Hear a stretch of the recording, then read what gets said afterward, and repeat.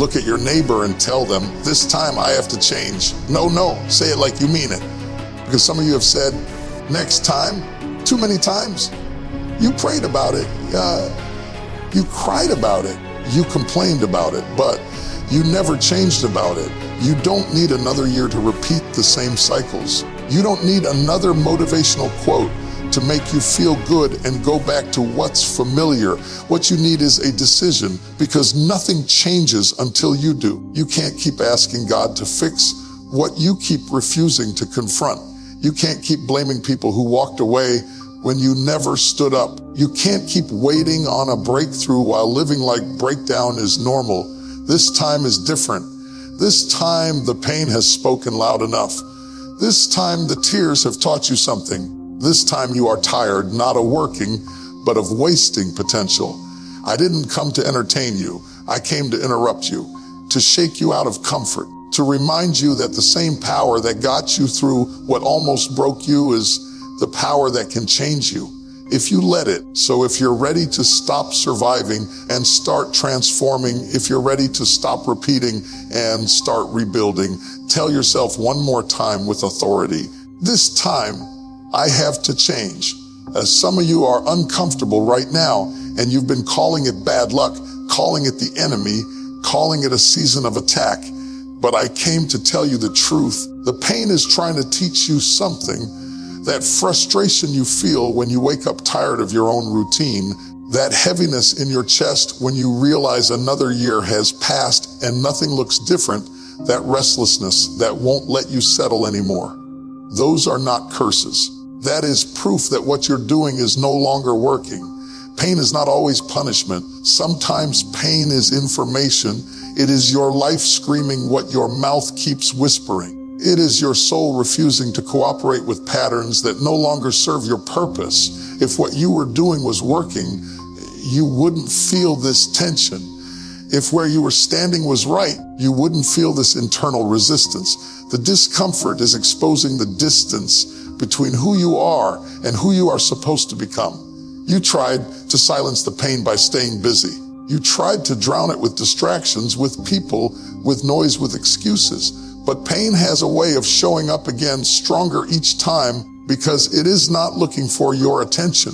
It is demanding your transformation. The longer you ignore it, the louder it gets. The longer you avoid change, the heavier life becomes. That ache you feel is not because you are weak. It's because you have outgrown where you are. You are no longer built for the environment you keep choosing. You are trying to function in a space that cannot hold the weight of who you are becoming. That is why it feels tight. That is why it feels heavy. That is why it feels uncomfortable. Growth always creates pressure before it creates progress. Stop rebuking the pain and start listening to it, because pain is honest when people lie. Pain doesn't flatter you. Pain doesn't tell you what you want to hear. Pain tells you what you need to hear. It tells you when a habit has expired, when a relationship is draining you, when a mindset is limiting you. Pain is the alarm that goes off when your life is out of alignment. The tragedy is not that you feel pain. The tragedy is staying the same after the pain has spoken. Some of you have survived things that should have changed you forever, but you went back to normal as if nothing happened. But this time, the pain came with instructions. This time, the struggle came with clarity. This time, the discomfort came to push you out of survival mode and into transformation. So don't ask why it hurts. Ask what it's trying to change. Don't ask why you're uncomfortable. Ask why you're still standing in a place you've already outgrown, because the pain is not your enemy. The pain is proof that what you've been doing cannot take you where you're called to go. And if you have the courage to listen, this pain will not break you. It will move you. Some of you are praying for a new season while still sleeping with old habits. You're asking God for elevation, but you keep waking up and repeating the same routines that produce the same results. You want something different, but you keep doing what's familiar, and familiarity will comfort you, but it will never change you. You cannot walk into a new chapter carrying old behaviors like luggage you refuse to put down. Every level has a cost, and every season demands a different version of you. What used to work will not work where you're going. The habits that kept you afloat will not help you soar. And the patterns that once protected you are now restricting you. Some habits look harmless because they don't feel sinful, but they are still sabotaging you. Procrastination doesn't feel dangerous, but it slowly steals your future. Comfort doesn't feel destructive, but it quietly kills hunger. Excuses don't feel heavy, but they weigh down your destiny.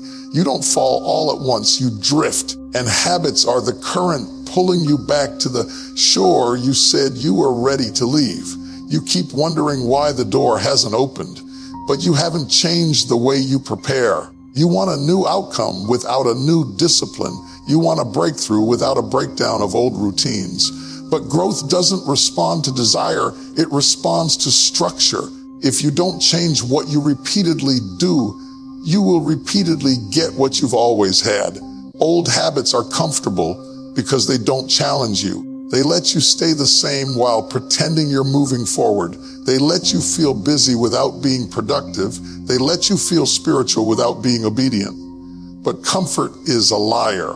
It whispers peace while robbing you of progress. The hardest habits to break are not the obvious ones, they are the subtle ones. The habit of delaying hard conversations. The habit of waiting for motivation instead of moving by discipline. The habit of starting strong and finishing weak. The habit of blaming the season instead of adjusting your strategy. These habits don't shout, they whisper. And because they whisper, we live with them longer than we should. If you want a new season, you must build new systems, new priorities, new boundaries, new standards. You cannot keep feeding the same distractions and expect a different harvest. You cannot keep entertaining what drains you and expect to be energized. Every habit is casting a vote for the future you are building. This time, you don't need another promise. You need a pattern change. You don't need more inspiration. You need interruption, because until your habits shift, your life will not. The door is not locked. The season is not delayed.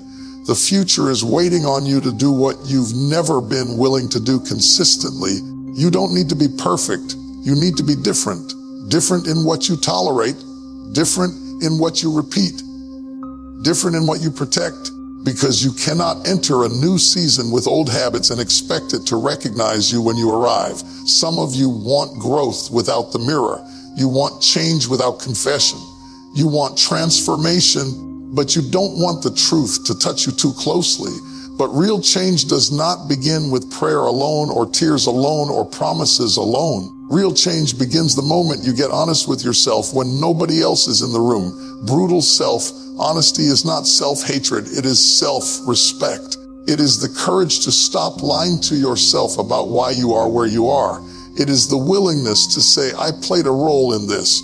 Not to condemn yourself, but to reclaim your power. Because as long as everyone else is the problem, you remain powerless to fix anything.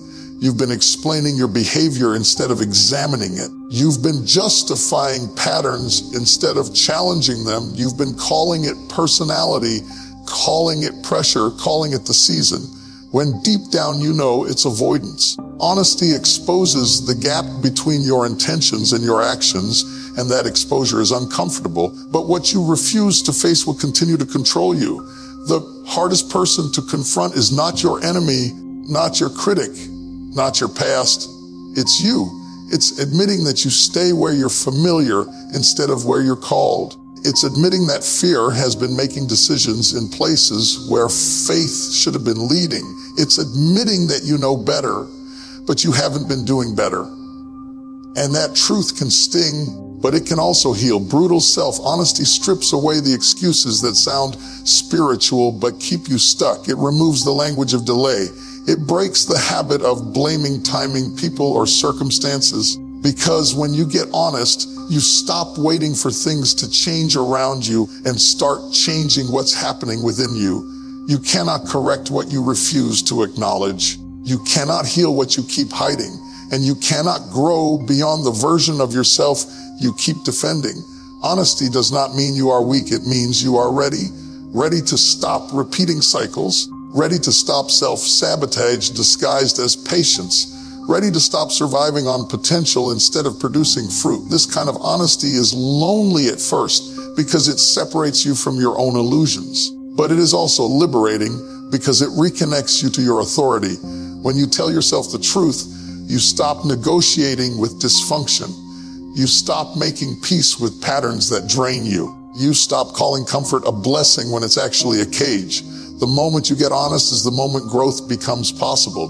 Not when everything feels good, not when life gets easier, but when you say, this is who I've been and this is who I'm choosing to become. That decision doesn't make you perfect. It makes you accountable. And accountability is the doorway to transformation. This time, honesty is the price of progress. No more pretending, no more rehearsed excuses, no more protecting what's hurting you, because the truth you finally face will be the same truth that sets you free. Some of you have been waiting to feel ready before you move. You've been waiting on motivation to strike, waiting on a feeling, waiting on a surge of excitement to carry you forward. But feelings are unstable and motivation is unreliable. If your future is built on how you feel, it will collapse the moment life gets heavy. That's why consistency matters more than motivation. Motivation will visit you, but it will not live with you. It shows up when things are new, when the vision is fresh, when the crowd is cheering. But consistency stays when the excitement fades, when nobody is clapping, when progress feels slow and invisible. Consistency is what you do when you don't feel like it, when the emotions are gone and the discipline has to speak for you. You don't become powerful from what you do once. You become powerful from what you do repeatedly. Breakthroughs are not built in moments of hype. They are built in quiet routines nobody posts about. The life you want is shaped in ordinary days where you choose to show up anyway. That's where destiny is decided, between the highs and the grind. Some of you keep restarting because you keep depending on motivation. You start strong, but you stop early. You get inspired, but you don't stay disciplined. And every stop costs you confidence. Every restart makes the journey feel heavier. Consistency protects your belief in yourself because it proves that you can be trusted with your own commitments.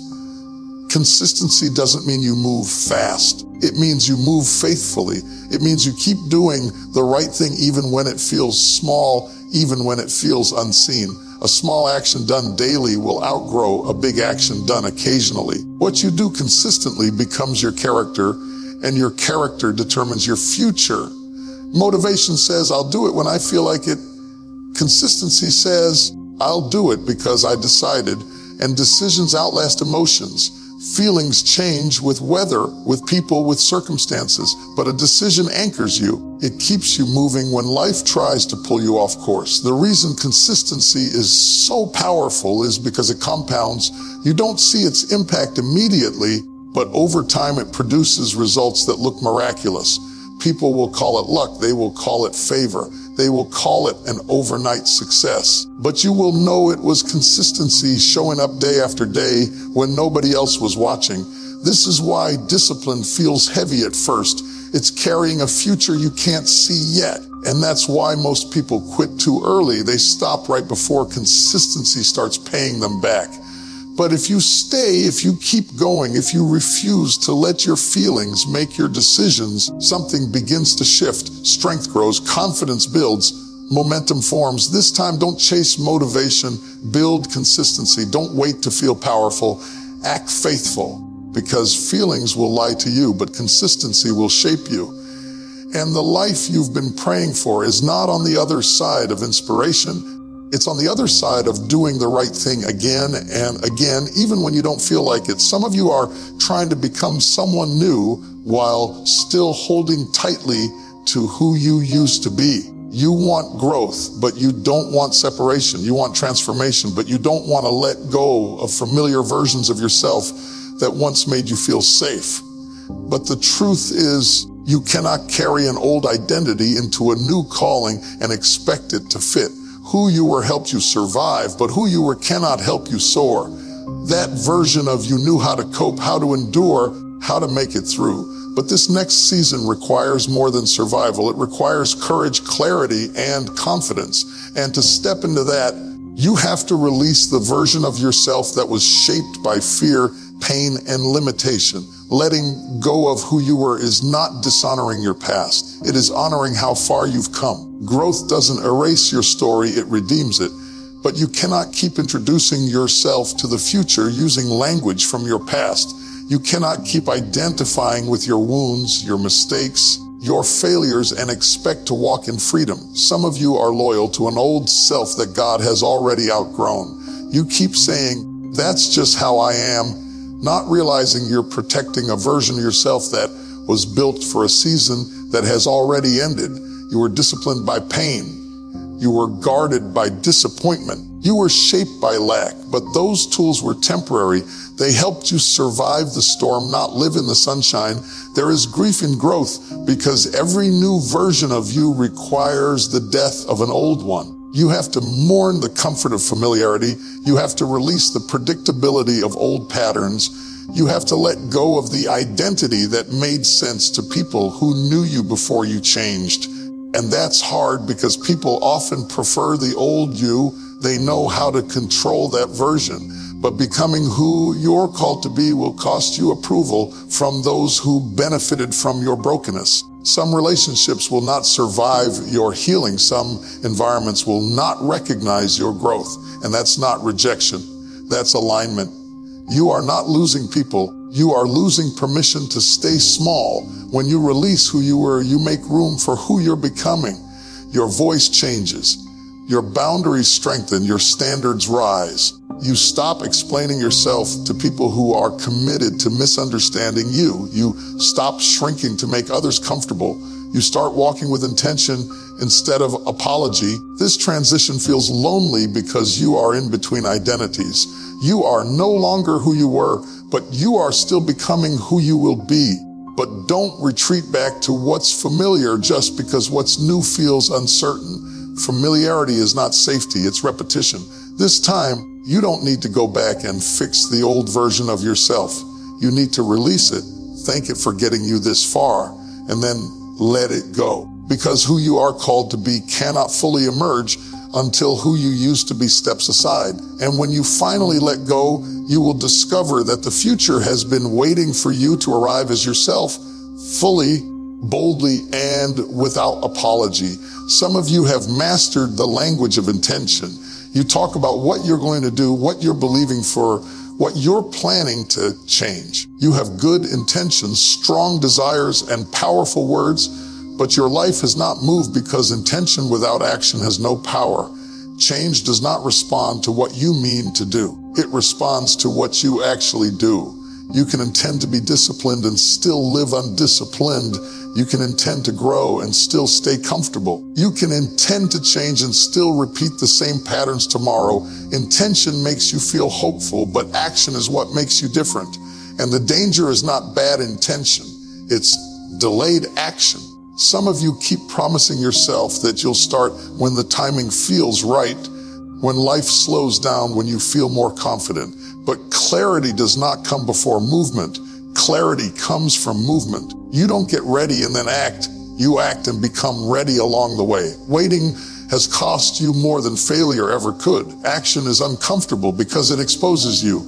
It removes excuses. It reveals what you truly believe. Talking is safe. Planning is safe. Thinking is safe. But action puts your faith on trial. It forces you to choose between fear and obedience, between comfort and growth. This is why so many people stay stuck at the edge of change. They love the idea of transformation, but they fear the responsibility that comes with it. Because once you act, you can no longer blame potential. You can no longer hide behind a one day. Action turns dreams into accountability. You don't need a perfect plan. You need movement. Small, consistent, uncomfortable movement. Action breaks the power of fear because fear thrives on delay. The moment you move, fear loses its grip. Courage is not the absence of fear. It is the decision to move despite it. Some of you are asking for confirmation when what you really need is courage. You already know what to do. You've known for a long time. You've just been hoping the feeling would get easier before you obey. But feelings don't lead, they follow. Action leads. This time is not about making another promise to yourself. It's about doing one thing you've been avoiding, one conversation, one decision, one step forward, one boundary enforced, one habit broken, one habit built. Movement is the language of change. When you act, momentum follows, and momentum changes how you see yourself. You stop seeing yourself as someone who talks and start seeing yourself as someone who moves. Confidence grows not from thinking about change, but from surviving the discomfort of it. This time, don't announce it. Don't explain it. Don't wait for applause. Move. Let your actions speak louder than your intentions. Because intention may inspire you, but action will transform you, and the life you keep talking about will only begin when you finally step into it without delay, without excuses, and without turning back. Hear me now. This is the moment where excuses lose their voice. This is the moment where comfort gets evicted. This is the moment where the old you packs its bags and the new you takes the stage. You've cried enough tears. You've prayed enough prayers. You've survived enough storms to know this truth. You did not come this far to stay the same. This time is not about hype. It's about holiness of discipline. It's not about shouting louder. It's about standing firmer. You are standing at the intersection of who you've been and who you're called to be, and you cannot go back to what almost broke you just because it's familiar. The season has shifted, and if you don't move, you will miss yourself. I dare you to stop negotiating with fear. Stop shaking hands with habits that keep you small. Stop explaining why you're tired and start declaring that you're ready to change your mind, ready to change your movement, ready to change your life. This time, you don't need permission. You need courage. You don't need another word. You need a walk. Faith without movement is noise, but faith with action shakes the ground beneath your feet. Heaven responds to motion, not intention. So when you walk out of here, don't clap, commit. Don't shout shift. Don't say one day, say today. Let the old cycles break at your feet. Let the old labels fall off your name. Let the past know it no longer has authority over your future. Look yourself in the mirror and say it with fire in your soul and steel in your spine this time. I have to change. And then go live like you meant it.